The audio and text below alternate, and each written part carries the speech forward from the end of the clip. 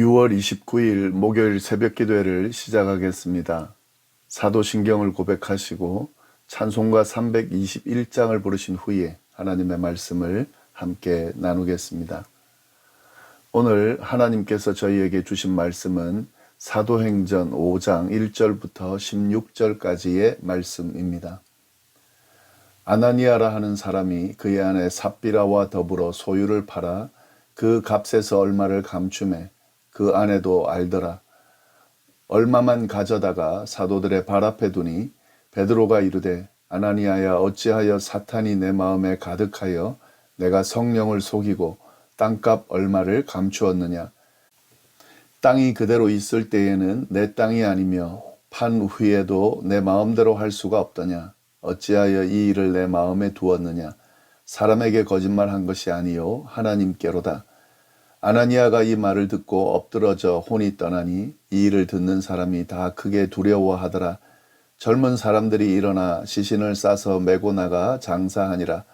3시간쯤 지나 그의 아내가 그 일어난 일을 알지 못하고 들어오니 베드로가 이르되 그 땅 판값이 이것뿐이냐 내게 말하라 하니 이르되 예 이것뿐이라 하더라. 베드로가 이르되 너희가 어찌 함께 꾀하여 주의 영을 시험하려 하느냐.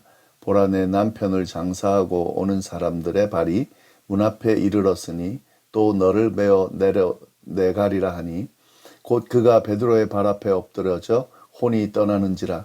젊은 사람들이 들어와 죽은 것을 보고 메어다가 그의 남편 곁에 장사하니 온 교회와 이 일을 듣는 사람들이 다 크게 두려워하니라. 사도들의 손을 통하여 민간의 표적과 기사가 많이 일어나매 믿는 사람이 다 마음을 같이하여 솔로몬 행각에 모이고 그 나머지는 감히 그들과 상종하는 사람이 없으나 백성이 칭송하더라. 믿고 주께로 나아오는 자가 더 많으니 남녀의 큰 무리더라. 심지어 병든 사람을 메고 거리에 나가 침대와 요 위에 누이고 베드로가 지날 때에 혹 그의 그림자라도 누구에게 덮일까 바라고 예루살렘 부근의 수많은 사람들도 모여 병든 사람과 더러운 귀신에게 괴로움 받는 사람을 데리고 와서 다 나음을 얻으니라. 아멘. 네, 오늘 사도행전 5장 말씀 저희가 볼 텐데 이 5장의 내용은 4장과 긴밀하게 연결이 되어 있습니다. 4장 마지막 부분에 기록된 내용과 연결해서 5장의 이야기가 이어지기 때문에 그렇습니다. 4장 마지막 부분인 32절부터 37절까지의 말씀을 보면 성령 강림 사건을 경험하고 성령으로 충만해진 예수님의 제자들이 아주 강력한 신앙 공동체를 이루고 있음을 볼 수가 있습니다. 믿는 무리가 한 마음과 한 뜻이 되어서 모든 물건을 서로 통용하고 자기 재물을 조금이라도 자기 것이라 하는 이가 하나도 없는 그런 모습을 보여주었습니다. 사도들은 큰 권능으로 주 예수님의 부활을 증언하였고 그 증언을 들은 무리들은 큰 은혜를 받았습니다.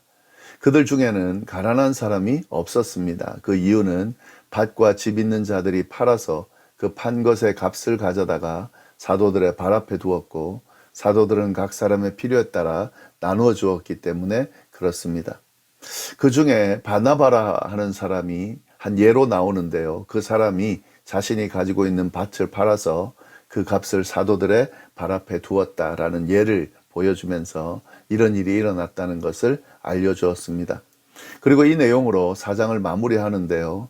이 5장에 이어서 4장의 내용이 끝난 게 아니라 5장에 이어서 아나니아와 삽비라라고 하는 부부 이야기가 이어집니다. 이 내용은 5장 오늘 본문 내용이죠. 이 아나니아와 삽비라 부부 이야기는 바나바와 연결해서 볼 수 있어야 합니다.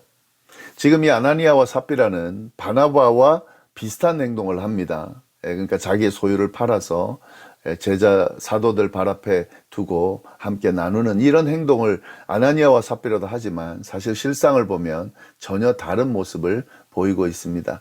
그 내용을 오늘 본문을 통해서 좀 자세히 보도록 하겠습니다.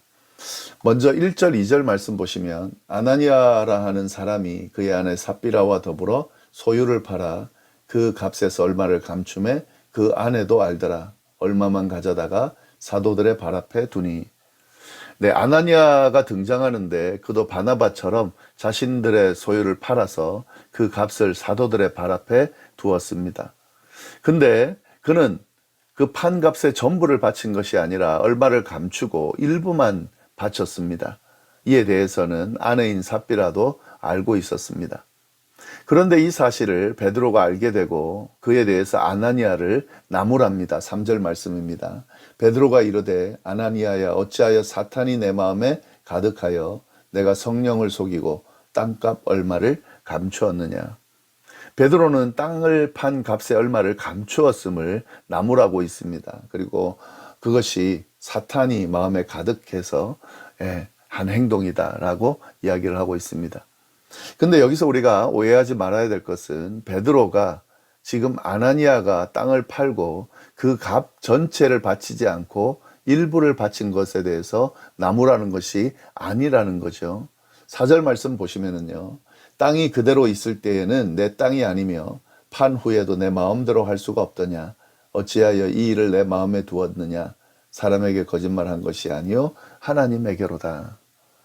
베드로는 아나니아에게 그 땅은 팔기 전에도 아나니아의 것이었고 팔고 난 후에도 아나니아의 것이었다고 분명하게 말합니다.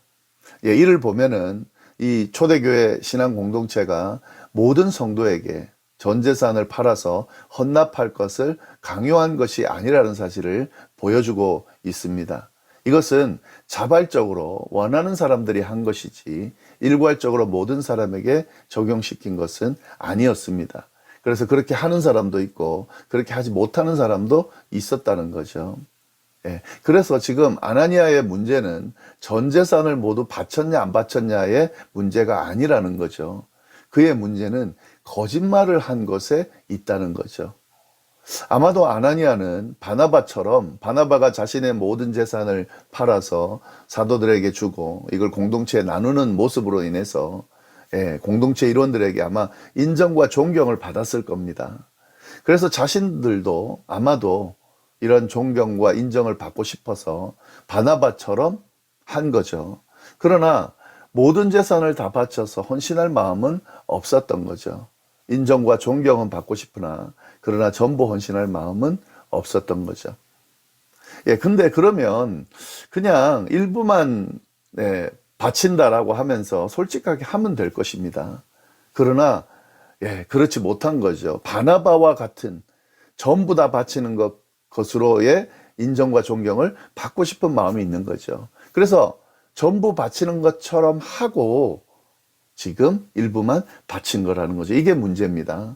일부를 숨겼다라는 말은요, 다른 사람에게 들키지 않게 숨겨놨다는 의미죠. 그리고 바쳤는데 일부를 바치면서 전부 다 바치는 것처럼 거짓말을 했다는 거죠. 베드로는 이것을 지적하고 있는 겁니다.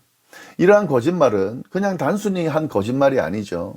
자신을 속일 뿐만 아니라 지금 공동체를 속이는 거짓말을 하고 있는 겁니다. 더 나아가서 이것은 하나님을 속이는 겁니다. 지금 이 모든 과정은 하나님을 위해서, 하나님의 공동체를 위해서 하는 겁니다.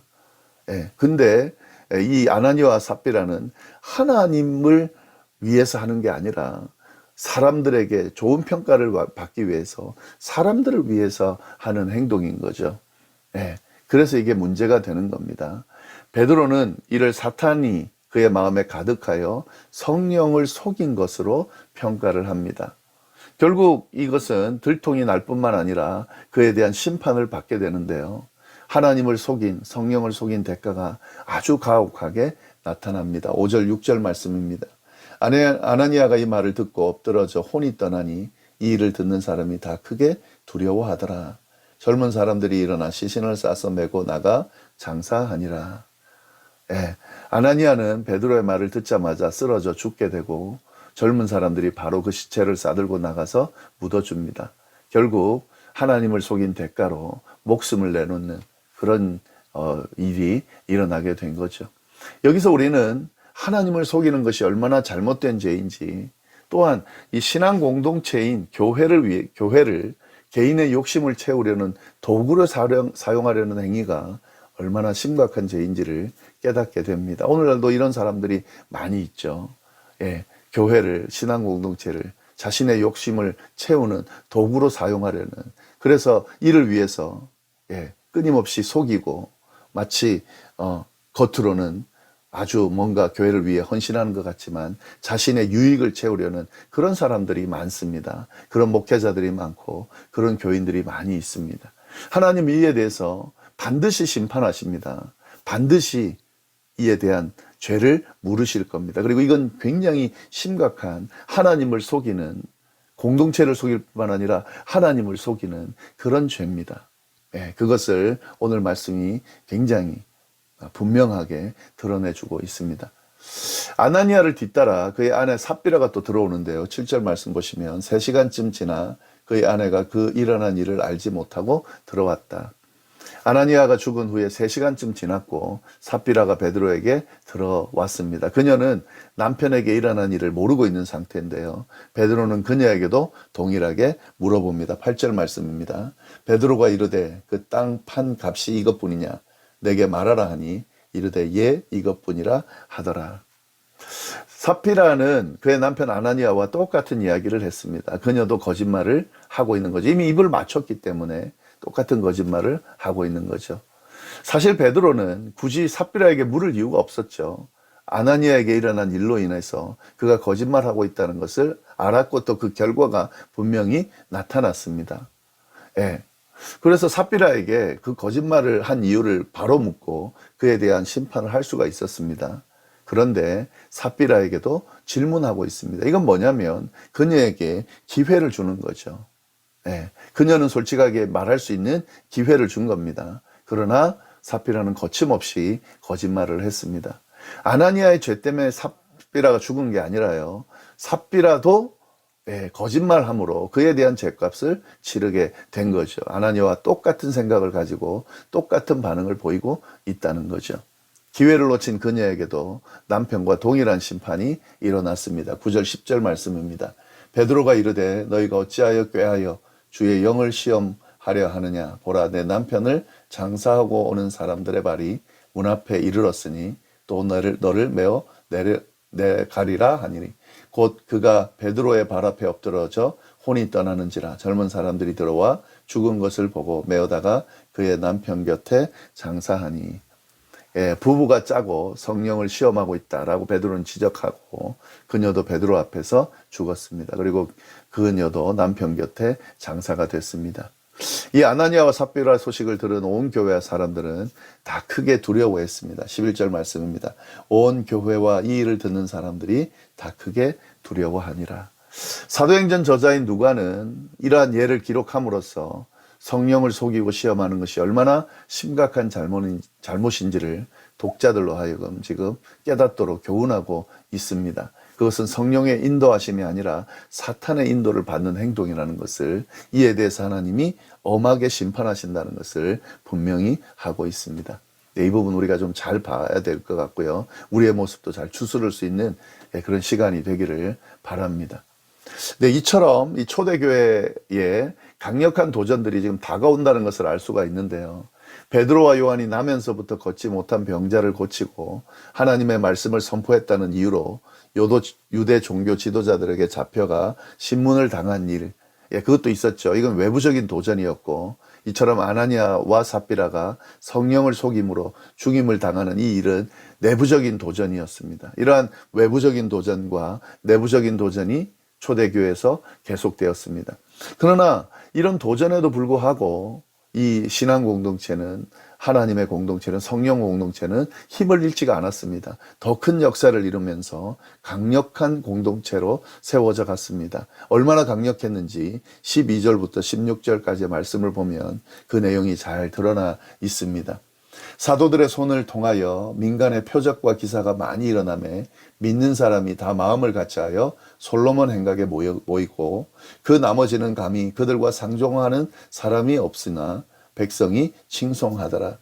믿고 주께로 나오는 자가 더 많으니 남녀의 큰 무리더라. 심지어 병든 사람을 메고 거리에 나가 침대와 요 위에 누이고 베드로가 지나갈 때에 혹 그의 그림자라도 누구에게 덮일까 바라고 예루살렘 부근에 수많은 사람들도 모여 병든 사람과 더러운 귀신에게 괴로움 받는 사람을 데리고 와서 다 나음을 받았다. 예, 성령의 내주하시고 성령의 지배를 받는 공동체가 이런 능력을 드러내고 있다는 것을 분명히 보여주고 있습니다. 네, 이런 공동체가 우리 교회, 우리 신앙 공동체이기를 정말 간절히 바랍니다. 그러기 위해서는 우리가 성령의 지배를 받는 성령 충만한 공동체가 돼야 됩니다. 그러면 이런 결과가 나타난다는 사실을 우리가 분명히 깨달을 수 있기를, 이를 위해서 기도할 수 있기를 바랍니다. 이것은 개인에게도 우리 가정에게도 똑같이 적용되는 것이죠. 이 부분을 우리가 분명히 해야 되겠습니다. 기도하겠습니다. 하나님 아버지 감사합니다. 귀한 말씀으로 오늘 하루를 또 시작하게 하시니 감사합니다. 하나님, 우리 교회가 이런 초대교회와 같은 성령의 지배를 받는 공동체가 되기를, 그래서 성령의 역사가 일어나는 공동체가 되기를 간절히 바랍니다. 우리 가정이 또 우리 개인의 삶이 이런 성령의 지배를 받는 성령 충만한 삶이 되기를, 가정이 되기를 간절히 바랍니다. 하나님께서 꼭 그렇게 해주시리라 믿고 모든 말씀을 살아계신 예수님의 이름으로 기도드립니다. 아멘.